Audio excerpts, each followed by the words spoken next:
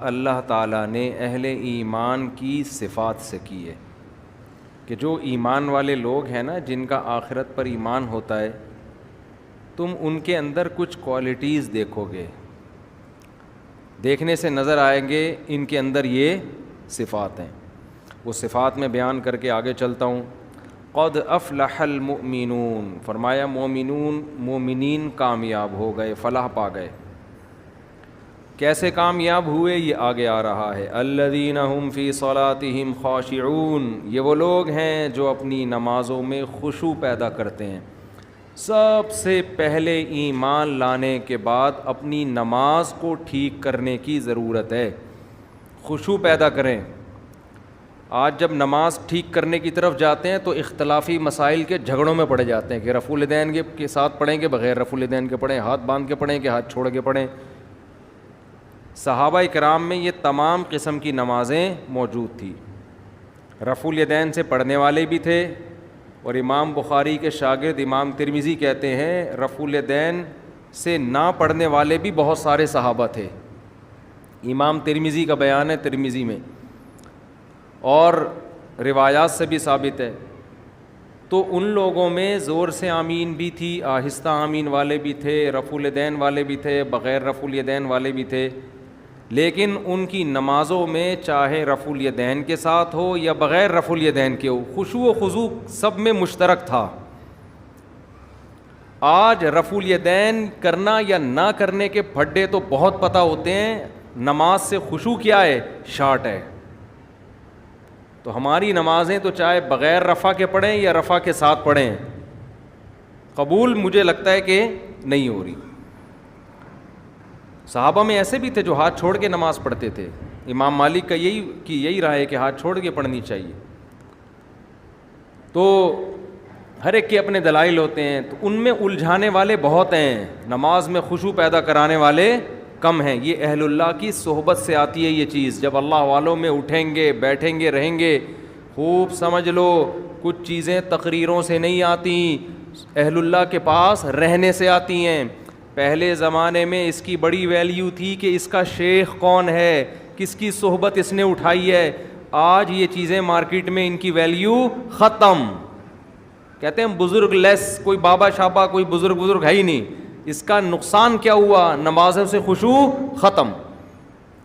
صحابہ نے نبی کے ساتھ نمازیں پڑھی ہیں، ان کے ساتھ وقت گزارا ہے۔ تابعین نے صحابہ کے ساتھ کیسے نمازیں پڑھا کرتے تھے، پھر تبع تابعین نے تابعین کے، یہ سلسلہ سند متصل کے ساتھ آج تک چلا آ رہا ہے۔ اگر آپ دین کسی سے پراپر سیکھتے نہیں ہیں، اس کی صحبت میں نہیں رہتے، تو آپ کی صرف کتابی عالم بن جاؤ گے، اور کتابی عالم خشکا ہوتا ہے، اس میں خشوع و خضوع نہیں ہوتا، خشک ہوتا ہے۔ وہ اسی علم کے ذریعے آگ لگا دیتا ہے فرقہ واریت کی، فتنہ پھیلا دیتا ہے، وہ لوگوں کو دین کے قریب کرنے کے بجائے دین سے دور کر دیتا ہے۔ ابھی غیر مسلم مسلمان ہوئے چند دن پہلے، ہندو تھے، پوری فیملی مسلمان ہوئی الحمدللہ۔ تو مجھے کہنے لگے کہ ہم اسلام لانے سے پہلے دیکھ رہے تھے یوٹیوب پہ، ہم بہت سے اسکالرس کو سن رہے تھے کس کے ہاتھ پہ مسلمان ہو۔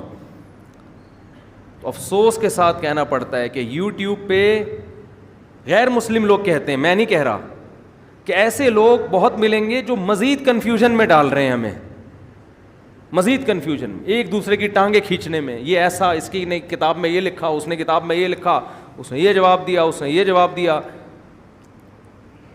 خالصتاً مثبت انداز سے کام کرنے والے وہ معدوم ہیں، کالعدم ہیں۔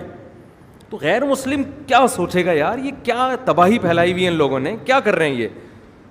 باہر بھی یہی ہے کہ انگریز مسلمان ہوتا ہے تو وہ ایک عجیب عذاب میں آ جاتا ہے، وہ ادھر ٹانگیں کھینچ رہا ہے، اور ہر آدمی کہتا ہے میں ہوں جو قرآن و حدیث بیان کر رہا ہوں۔ بس جو تمہیں اسلاف سے ہٹا رہا ہے، قرآن و سنت کی وہ تشریح کر رہا ہے جس میں تمہیں اپنا محتاج بنا رہا ہے، اتحاد کا لیبل لگا رہا ہے، لیکن امت میں پھوٹ ڈال رہا ہے۔ جو اسلاف کی دعوت دے گا وہ حقیقی دعوت، نام رکھنے سے نہیں کہ میں سلفی ہوں یا میں دیوبندی ہوں یا اہل حدیث ہوں، جو بھی ناموں میں کچھ بھی نہیں رکھا، عملاً پتہ چلتا ہے، عملاً پریکٹیکلی ہو کیا رہا ہے۔ کہ اس کے پاس بیٹھنے سے علماء کی محبت کم ہو رہی ہے یا بڑھ رہی ہے؟ بڑھ رہی ہے، اس کا مطلب صحیح ہے. نفرت پیدا ہو رہی ہے، سب سے بدگمانیاں ہو رہی ہیں، یہ ٹھیک نہیں ہو سکتا.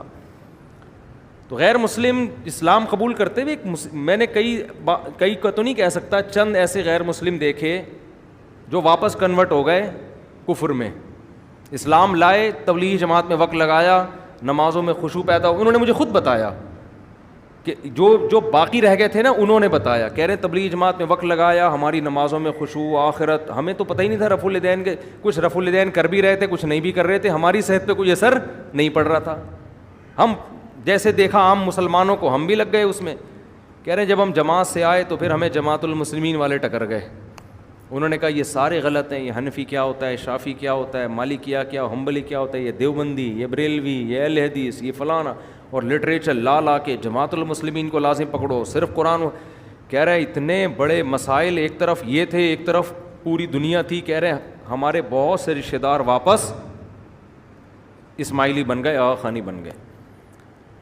تو میں یہ عرض کر رہا تھا صحابہ کرام میں قدر مشترک کیا تھی؟ ان کی نمازوں میں خشوع تھا، جو آج مارکیٹ میں شارٹ ہے. ہاتھ باندھنے میں بڑا اختلاف تھا صحابہ کرام کا. ہاتھ باندھنے میں خوب سمجھ لو، یہاں ہاتھ باندھنا سینے پہ، کوئی صحیح حدیث کسی کے پاس نہیں ہے. دعوے کرنے والے بہت ملیں گے، اور یہ جو احناف دعویٰ کرتے ہیں کہ ناف پہ ہاتھ باندھے جائیں گے، اس کے بارے میں بھی مرفوع روایت ہمارے علم میں کم از کم کوئی صحیح روایت موجود نہیں ہے، کسی کے پاس بھی نہیں ہے. اس بارے میں ہر مجتہد نے اجتہاد کیا ہے، 2-3 حدیثوں کو جمع کر کے اپنی رائے قائم کرنے کی کوشش کی ہے. امام ابو حنیفہ کا اپنا ایک انداز ہے، انہوں نے 3-4 روایات کو جمع کر کے ایک کیفیت وضع کی ہے. امام شافعی کا اپنا انداز ہے، انہوں نے ایک روایت کو فوکس کیا، اس روایت کے مطابق فتویٰ دیا. تو جو اس میں جزم کے ساتھ کہتا ہے نا یہ طریقہ صحیح ہے باقی غلط ہیں، وہ 100% غلط کہہ رہا ہے. تو دعوے کرنے والے آپ کو بہت ملیں گے، اور ان لوگوں میں سب سے بڑا عیب یہ ہے کہ جب یہ دعویٰ کرتے ہیں نا، ہم کیا کرتے ہیں، کسی نے دعویٰ کیا نا یہ صحیح حدیث ہے، ہم کیا کرتے ہیں نیچے کمنٹس میں حدیث کا ضعیف ہونا ثابت کرتے ہیں ڈسکرپشن میں کہ دیکھو یہ غلط کہہ رہا ہے. وہ کمنٹ کیا کر دیتے ہیں، اڑا دیتے ہیں. اس کا مطلب اندھی تقلید کون کر رہا ہے؟ آپ کر رہے ہیں کہ اس کی سن رہے ہیں، نیچے ڈسکرپشن میں کوئی اگر اس کا جواب دے رہا ہے تو وہ کیا کر رہے ہیں، اڑا رہے ہیں. تو یہ سب باتیں ہوتی ہیں کہ ہم لوگوں کو کسی کا مقلد نہیں بناتے، ہم ڈائریکٹ قرآن حدیث کی بات کرتے ہیں، صرف باتیں ہیں. حقیقت میں یہ لوگوں کو اپنا مقلد بنا رہے ہوتے ہیں کہ صرف ہماری سنو. کہتے یہ ہیں کہ سب کی سنو، لیکن عمل کیا ہے، کسی کی مت سنو. ورنہ آپ جو ڈسکرپشن میں جب ہم یا کمنٹس میں جب کوئی لنک دیا جاتا ہے اس کے جواب کا تو اڑاتے کیوں؟ تو میں آپ کو یہ بار بار یہ باتیں اس لیے بتاتا ہوں کہ اس زمانے میں دین کے نام پہ چورن بیچنے والے مارکیٹ میں بہت ہیں. تو قرآن کیا بیان کر رہا ہے اس کو فوکس کرو. الذین هم فی صلاتہم خاشعون، فرمایا اہل ایمان اپنی نمازوں میں خشوع پیدا کرتے ہیں. والذین هم عن اللغو معرضون، جو کامیاب لوگ ہیں وہ لغو سے اعراض کرتے ہیں. لغو کا کیا مطلب؟ وہ باتیں جن کا نہ دین کا کوئی فائدہ اور نہ آخرت.